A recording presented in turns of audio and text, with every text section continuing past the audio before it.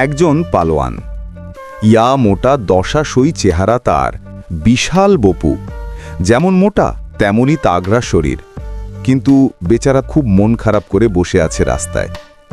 কেউ একজন তাকে খুব কটু কথা শুনিয়ে গেছে, রীতিমতো অপমান, বলেছে সে নাকি দেখতে হাতির মতো। পালোয়ানের মন খারাপ, বিমর্ষ বদনে সে বসে বসে ভাবছে এই অপমানের প্রতিশোধ নিতে হবে।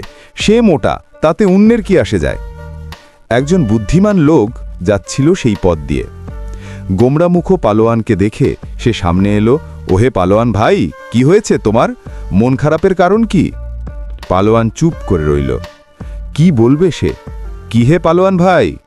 পালোয়ান তখন গালে হাত দিয়ে দুঃখী গলায় বলল, ভাই রে, কি আর বলবো, একজন আমাকে খুব অপমান করে গেছে, সেই অপমানের জ্বালায় জ্বলে মরছি। এই না শুনে হো হো করে হেসে ফেলল বুদ্ধিমান লোকটি। ওহে পালোয়ান ভাই, শুনে খুবই আশ্চর্য হলাম। 10 মণ 20 মণ বোঝার ভার তুমি অনায়াসে বইতে পারো, সেই তুমি কিনা সামান্য একটু অপমানের বোঝা বইতে পারছো না।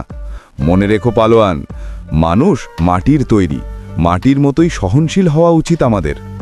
প্রকৃত পালোয়ান কখনো শক্তির বাহাদুরি করে না, সে সকলকে ক্ষমা করে, কারণ ক্ষমাই মানুষের মহত্তম গুণ।